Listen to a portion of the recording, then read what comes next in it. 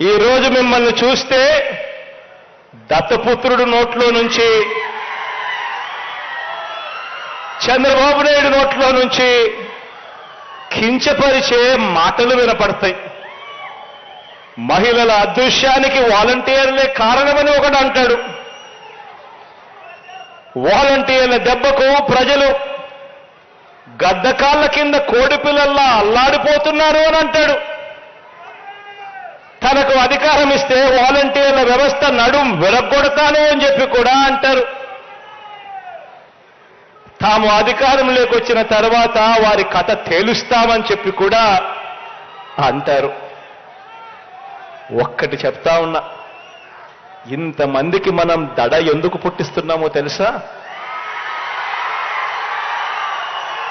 కారణం, ఈరోజు మీరు, నేను, మన ప్రభుత్వం ప్రతి పేదవాడికి డెలివర్ చేసింది కాబట్టి ఈరోజు వాళ్ళ గుండెల్లో రైళ్లు పరిగెత్తిస్తా ఉన్నాం. ముఖ్యమంత్రి జగన్ గారు మాట్లాడుతూ ఈరోజు కూడా నా దృష్టికి వచ్చింది, 33,000 మంది ఆడపిల్లలు వైసీపీ వాలంటీర్ల వల్లే అదృశ్యం అయిపోయారని నేను అన్నానంటే వారికి వివరణ ఇస్తున్నాను. నేను చెప్పింది, మీరు డేటాబేస్ కలెక్ట్ మీ వాలంటీర్లు డేటాబేస్ కలెక్ట్ చేయటం వల్ల ఆ డేటా ఎక్కడో హైదరాబాద్లో ఉన్న ఒక కంపెనీకి వెళ్ళిపోయి ఆ కంపెనీ నుంచి లీక్ అది ఎటు వెళ్ళిపోయింది. అదే చెప్పాను తప్ప ఏ రోజు కూడా వాలంటీర్ వ్యవస్థ సంపూర్ణంగా వాళ్ళు చేశారని నేను ఇప్పుడు అనలేదు.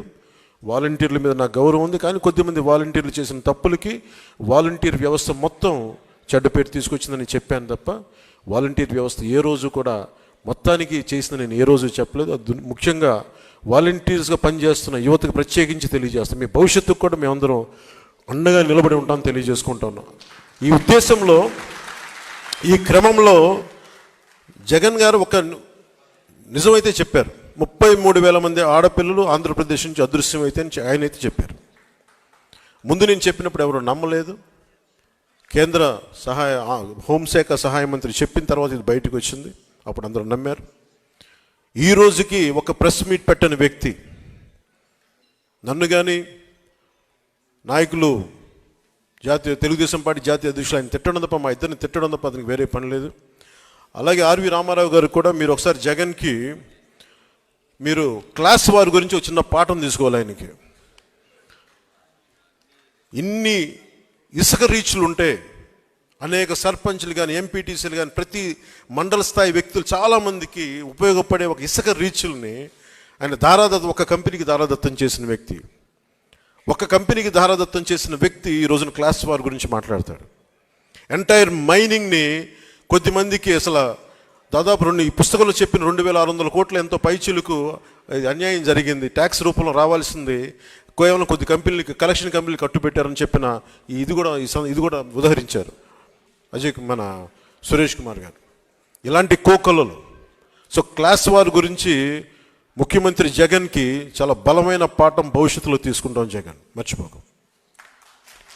ఏ అమరావతినైతే, ఏ ప్రజలనైతే, ఏ ఆంధ్రప్రదేశ్ ప్రజలనైతే మీరు హింసించారో, ఏ ప్రజలనైతే మీరు విధ్వంసానికి గురి చేశారో, జీవితాలని చిన్న భిన్నం చేశారో గుర్తుపెట్టుకోండి జగన్. భవిష్యత్తుని మేము మిమ్మల్ని కాలర్ రాస్తాం, గుర్తుపెట్టుకోండి. జై జనసేన, జై హింద్.